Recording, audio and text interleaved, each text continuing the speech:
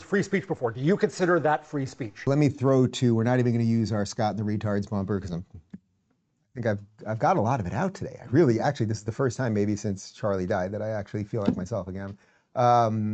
This is Scott Jennings trying to explain what free speech on the airwaves is to some of the people over at CNN. You use the phrase propaganda, Professor, and I just have to ask you, what do you consider what Jimmy Kimmel was doing every night or what Stephen Colbert was doing by having on only Democratic guests? Jimmy Kimmel Monday night flat lied about the shooter. Back in the spring, he egged his audience on in cheering on the violence against and wanting, kind of wishing, I think, the downfall of a publicly traded company, Tesla. Do you consider that to be propaganda? Is it good for a business? Do you consider that to be free speech, Scott?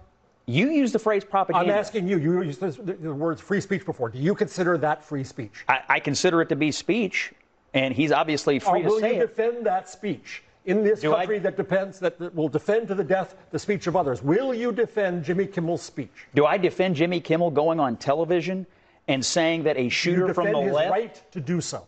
He has a right to do so, but he does not have a right to have a television show where he lies his ass off to the American people and attacks half this country on a nightly basis. Whoa. Yes, that is the point. Of course he has a right to do it. Now, interestingly, the one about the Tesla thing where he basically winks and go out there and blow those things up, that one actually, could you consider that a call to violence? He's a comic. Okay, so you let it slide. But that one gets kind of close to where it's actually not protected free speech. Is he technically allowed to lie about who the shooter is that killed Charlie?